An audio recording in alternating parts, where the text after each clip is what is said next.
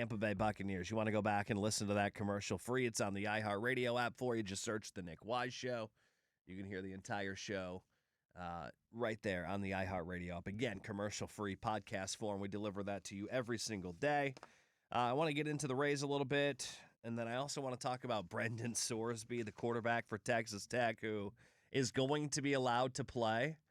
And then I know Tim's got some beef with the Europeans. Maybe we can get into that discussion as well. It's starting to trickle into my timeline, Tim. I'm starting to see it. Apparently, the Europeans had a comment about our stadiums not having much aura or soul. Yeah, they clearly don't know what they're talking about. Well, they've never been to college football games, but I don't know. I was watching I watched a little bit of England and New Zealand. I wasn't at the game, but I watched it on TV, and our stadiums don't, for soccer anyways, they don't have that.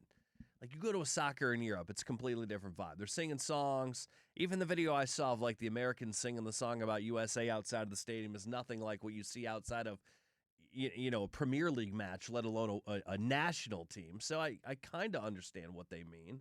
Yeah, but they're throwing shots at the stadiums as a whole. Like, they're looking at it going, oh, there's no aura, there's none of this, there's none of that. It's like, whoa, wait a minute. You clearly haven't experienced college football. And then I saw some saying that they're looking at it going, there's no way you could sell out what we do, over in Europe or whatever. It's like, well, I know the Florida Gators, who were 4-8 last year, sold out almost every game, if not every game, 90,000 plus. Well, there's only like 6 home games, and so I think that plays part of it. But they weren't in college football stadiums. It wasn't a college football environment. It was an NFL stadium, and I got to be honest, I don't think many of I kind of agree with the Europeans on that one. Like, the NFL stadiums don't have a whole lot of aura.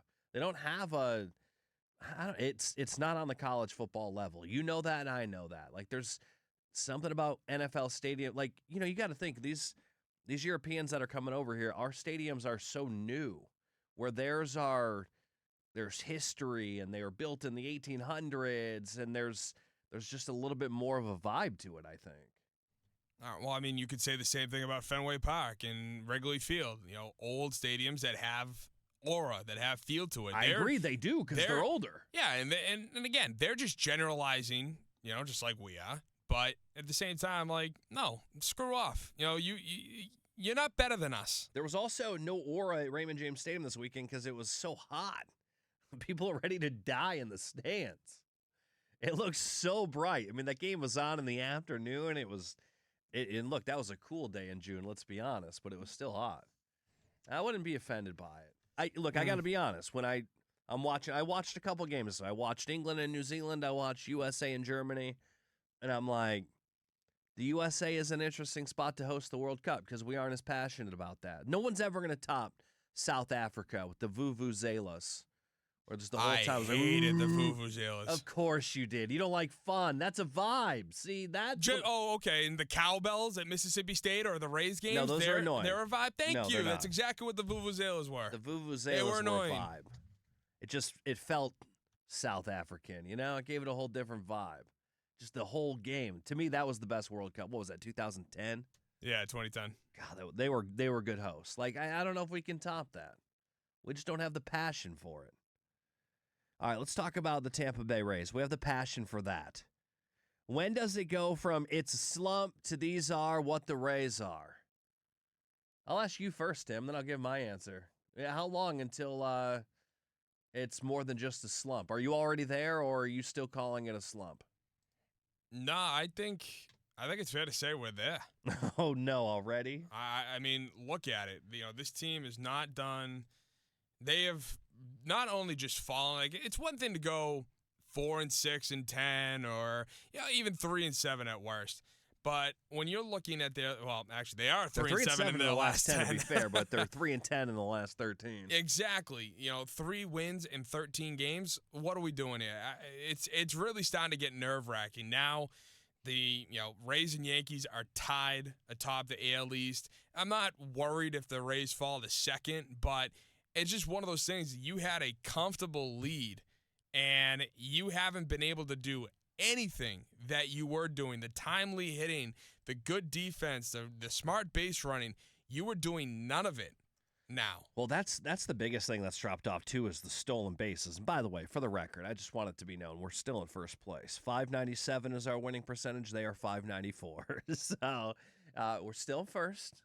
Games back is even. So. Yeah, I know. I know what you meant. But you're right, though. The base running is interesting to me. Like, the lack of stolen bases. Over the last 13 games, they've only stolen 2 bases. When was the last? Has Chandler Simpson stolen a base? Yeah, I know he hasn't done it in the month of June. I mean, how far back in May do you got? It's been forever. Yeah, I think I don't remember exactly, but it's been at least a couple weeks. I thought they just can't buy a stolen base. It's all the things that they were, and then the starting pitching kind of fell off, and then the starting pitching came back this weekend though. But you can't go down and play the Marlins with Drew Rasmussen and Shane McClanahan and come away with 1 victory. It's just uncalled for. This team refuses to hit the damn baseball when Shane McClanahan is on the mound. They just refuse to ever get him any run support, it feels like. I feel like that happens, it happens and that's baseball. It happens every year to a certain pitcher where it's like there's pitchers on fire, and every time he comes out there, he gives you his best, and then the offense never bails him out. And this year it happens to be Shane McClanahan. But Drew Rasmussen went in there Friday night wheeling and dealing, and it was his best game of the year. And it looked like for a moment our exorcism worked. I was getting all kinds of love on Friday.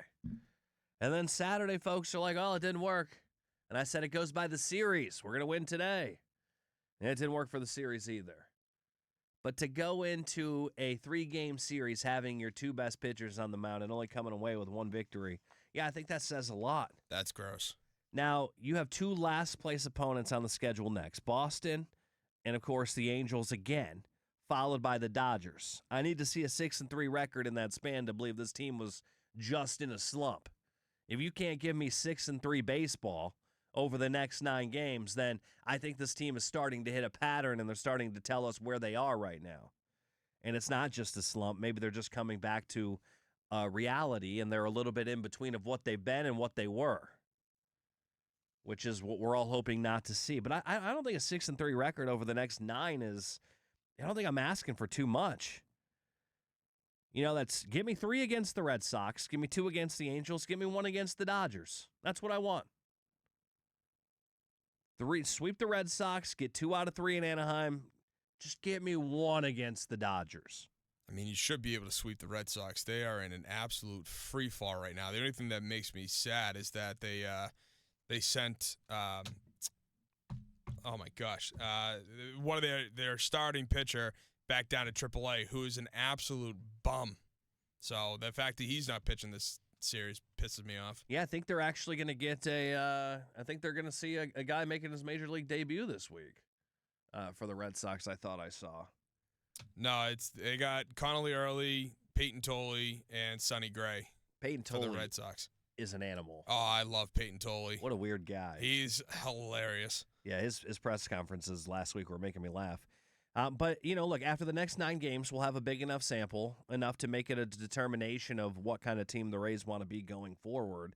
You're looking at 21, 22 game sample from that walk-off in the Bronx. That's a pretty big sample to go, all right, this is not just a slump. So get me out of this.